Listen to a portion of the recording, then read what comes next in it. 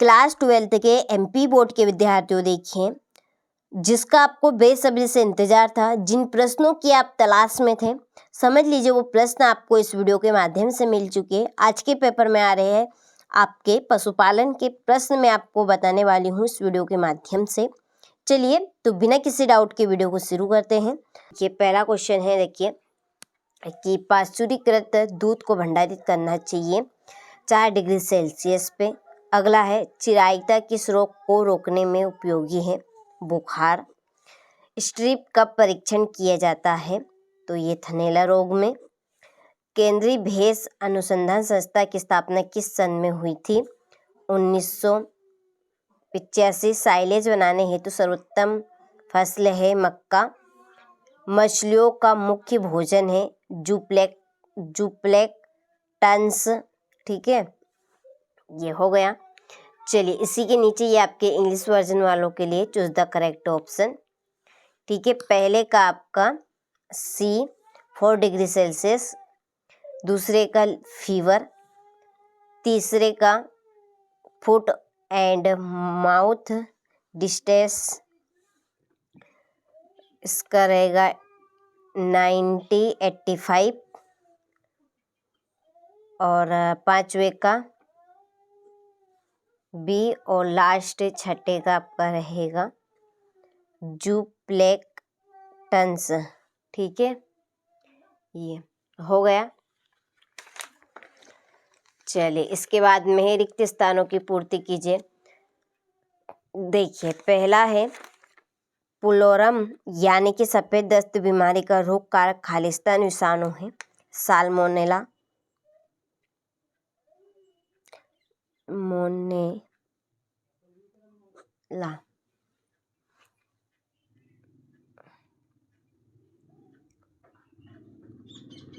चलिए अगला है मुर्गीशाला का औसत तापक्रम खालिस्तान होता है 55 से 75 फ़ारेनहाइट।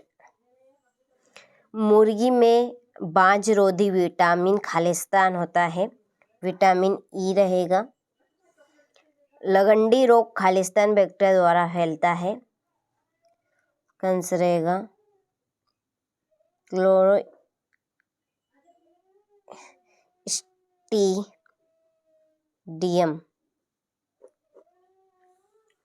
अगला है मछली के 1 लाख जीरो का वजन लगभग ग्राम होता है, तो इसका आंसर रहेगा 150 से 200 ग्राम।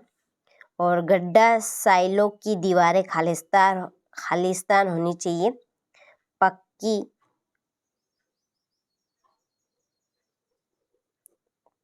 व चिकनी।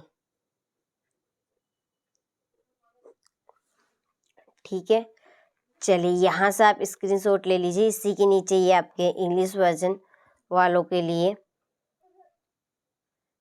चलिए ठीक, अगला प्रश्न है सत्यासत्य छाटिए। पहला, संघनित दूध को 2.5 डिग्री सेल्सियस पर संग्रहित करना चाहिए।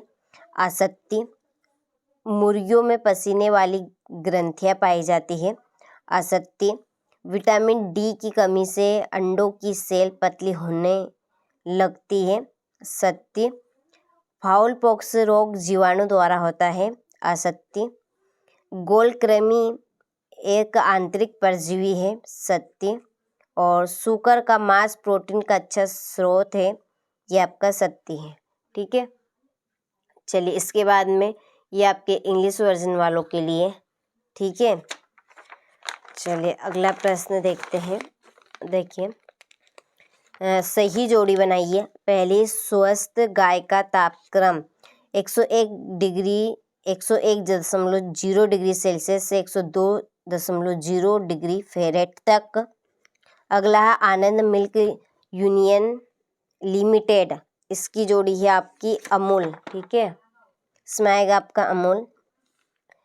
NDRI ये है करवाल इन हरियाणा। कुकुट शीतला ये है छोटे पक्षियों में या 3 से 8 सप्ताह की उम्र वाले कुटकुट, आपकी चौथी।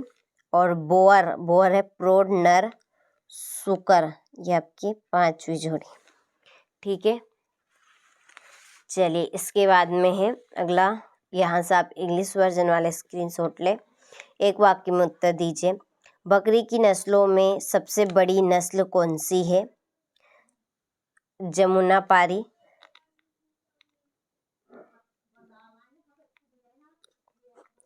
अगला है मुर्गियों में प्रजनन शक्ति के लिए उपयोगी विटामिन का नाम लिखिए। Vitamin E. सबसे लंबे कानों वाली भेड़ का नाम लिखिए। गद्दी यलोही। फीके संघनित दूध में ठोस पदार्थ की मात्रा लिखिए। लगभग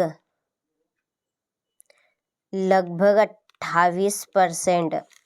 शहरी बकरी के रूप में जाने वाली बकरी का नाम लिखिए। बर्बरी। क्या आएगा इसमें? बर्बरी। ठीक है, चलिए यहाँ से आप स्क्रीनशॉट ले लीजिए। इसी के नीचे ये आपके इंग्लिश वर्जन वालों के लिए। ठीक है, छठा प्रश्न है बनाने में आने वाली कोई ही 2 बाधाओं को लिखिए। DCP एवं TDN का पूरा नाम लिखिए। थनैला रोग बीमारी के कारण एवं उपचार। कश्मीरी नस्ल की बकरी की विशेषताएं। चोकला भेड़ का मूल स्थान विशेषता। क्रीम पृथक्करण की कोई 2 विधियाँ। मक्खन का औसत संगठन।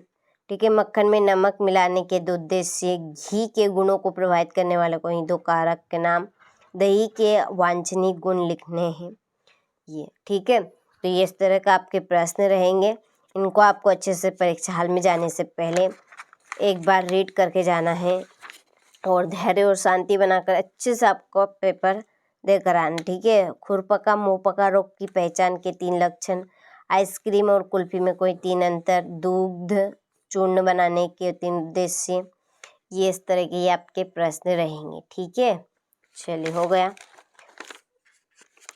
ये लास्ट है, चिरकालीन श्वसन रोग को रोग कारक तथा कोई 3 लक्षण लिखने हैं। चलिए, आपने सारे प्रश्नों का अच्छे से स्क्रीनशॉट ले लिया होगा। अच्छे से आपको उनको कंप्लीट करना है। ठीक है।